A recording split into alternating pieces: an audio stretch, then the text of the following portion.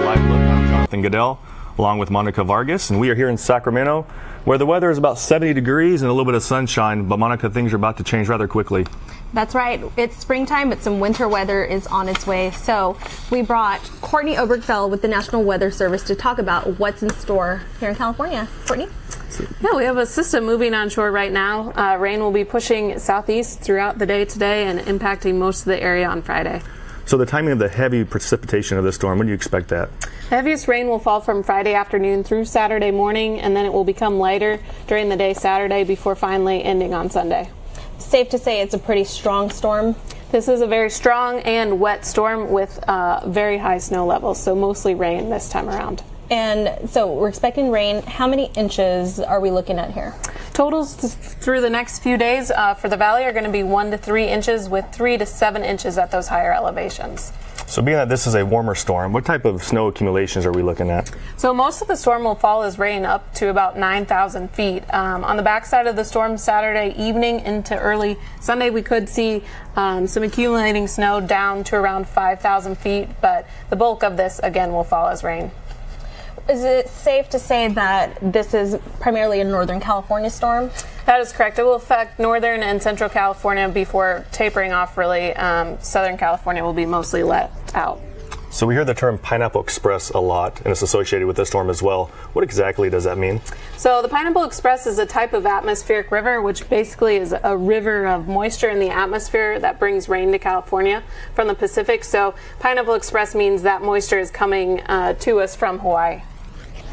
So 1 to 3 inches of rain, that's a pretty significant amount of rainfall, and we should probably expect some localized flooding, possibly some mudslides. Is that sound about right? The main concern will be localized flooding, so those low-lying areas, ponding on roadways when you're driving home, so be aware of that. Some of the burn scars will see heavy rainfall, but it should be at rates low enough not to cause major issues. Got it. What are some other helpful tips that people can be aware of for this next storm? We ask people to clear your gutters and storm drains today to kind of mitigate that flooding issue. Keep aware if you do live near the burn scars, just in case anything does develop. Be aware and be ready to go if you need to. So we've been in the 70s these past few days, and now we're having this big storm come in. Is this going to be the last big storm before summertime?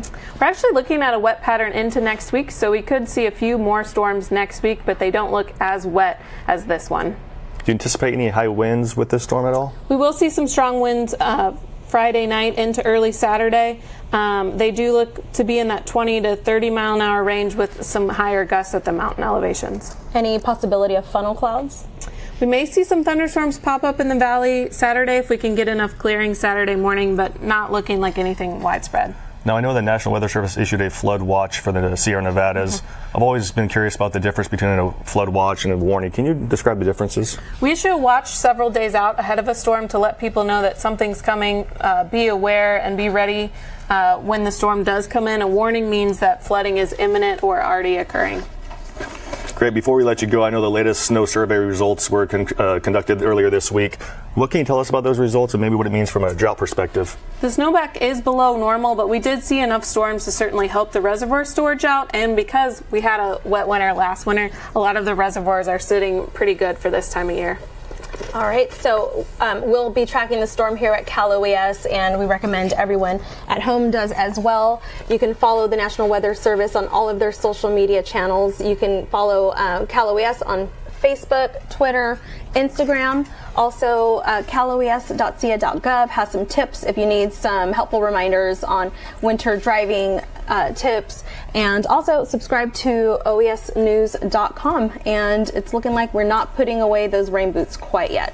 Yeah, our thanks again to Courtney. Our thanks to all of you for watching. For Monica Vargas, I'm Jonathan Goodell. We'll see you next time.